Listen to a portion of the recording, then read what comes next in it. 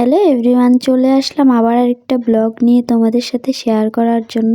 দেখো আজকে সকালেই কিন্তু বৃষ্টি শুরু হয়ে গেছে, আর এই কদিন ধরে তো বৃষ্টিই পড়ছে আর কি, রৌদ্র উঠছেই না একটুকু। তো যাই হোক, দেখো সকালটা বৃষ্টি দিয়ে শুরু হলো। আমি অল্প একটু উপরে গিয়েছিলাম জামা কাপড়গুলো ঠিকঠাক আছে কিনা দেখার জন্য। তো আজকে সকালে কিন্তু খাবার সেরকম কিছু আমি বানাইনি, তো পুরি এনেছিল আমার বর, সেটাই খেয়েছি সকালে। মামামকে অল্প দিয়েছি, আর ওকে হচ্ছে কেকও দিয়েছিলাম খাওয়ার জন্য। তো যাই হোক, পুরিটা মোটামুটি ভালোই ছিল।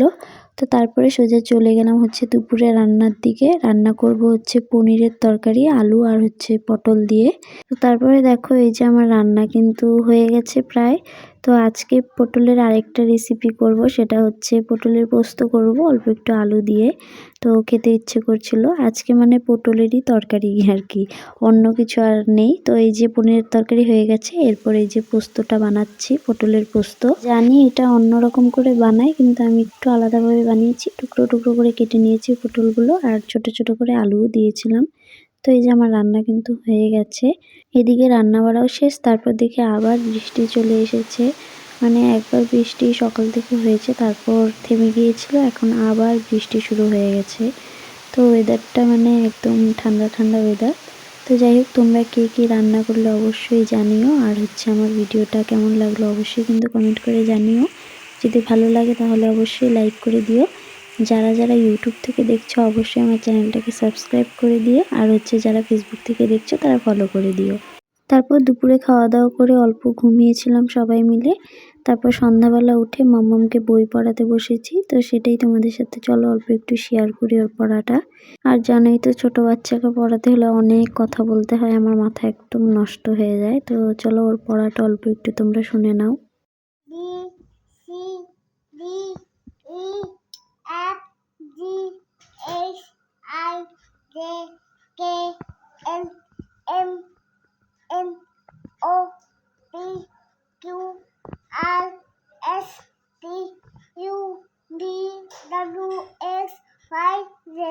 Very good.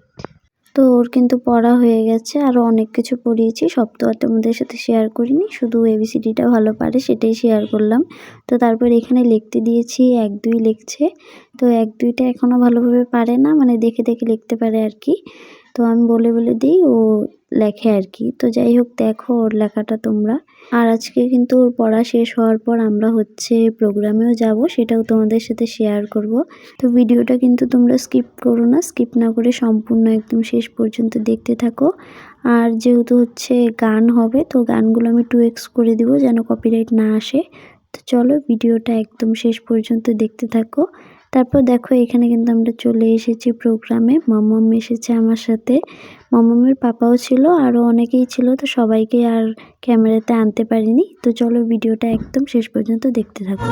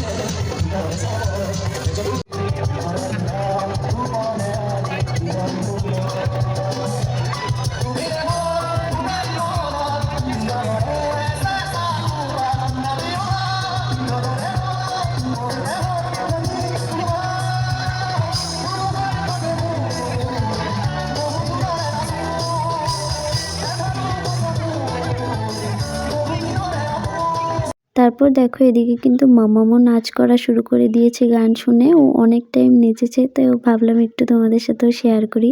তো চলো আজকের ভিডিওটা আর খুব বেশি বড় করব না, অনেকটাই বড় হয়ে গেল। তো ভিডিওটা কেমন লাগলো অবশ্যই জানিও। তো চলো সবাই ভালো থেকো, সুস্থ থেকো, দেখা হচ্ছে আবার কোনো অন্য ভিডিওতে। চলো আজকের মতো এতটুকু।